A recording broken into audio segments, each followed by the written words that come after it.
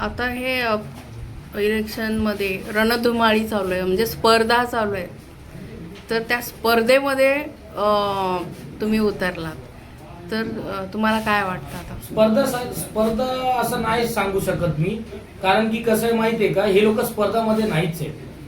जे माझे ओपोनेंट आहेत ते स्पर्धामध्येच नाहीत आहे. ते निवडणूक लढतात आणि आता 8 वर्ष झाले. मी नाही सांगत आहे, मी उमेदवार आहे त्यांचा ओपोनेंट आहे म्हणून नाही सांगत आहे.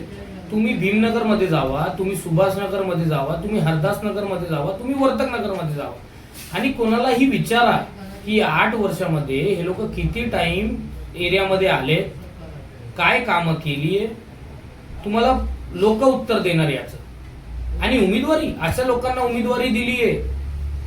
मी काय सांगू, एवढा मोठा पक्ष आणि अशा लोकांना उमेदवारी दिली आहे की त्यांच्यावर काय काय गंभीर गुन्हे आहेत, अशा लोकांना उमेदवारी दिली आहे. मी सुशिक्षित बायोमेडिकल इंजिनियर आहे. मी अरे केस तरी सोडा, माझ्यावर सुद्धा एक NC नाहीये. अशा लोकांना उमेदवारी देऊन याला स्पर्धा सांगतात हे लोक. 8 वर्ष हे लोकांनी तोंड नाही दाखवलंय आम्हाला. प्रोजेक्ट आमचा रखडलाय. मला एक नगरसेवकनी येऊन सांगितलं ना की आम्ही एक कंप्लेंट टाकली आहे तुमच्या प्रोजेक्टसाठी की तुम्हाला घर भेटला पाहिजे, तर मी आताच त्यांना सल्यूट करणार. एक उमेदवार सांगा त्यांना की कोण एक उमेदवार येऊन सांगा ज्यांनी आमच्या प्रोजेक्टसाठी भांडण केलंय की आम्हाला भाडं भेटला पाहिजे किंवा घर भेटला पाहिजे. सुभाषनगरला 2000 झोपडे, त्यांच्याकडे त्यांचं लक्षच नाहीये.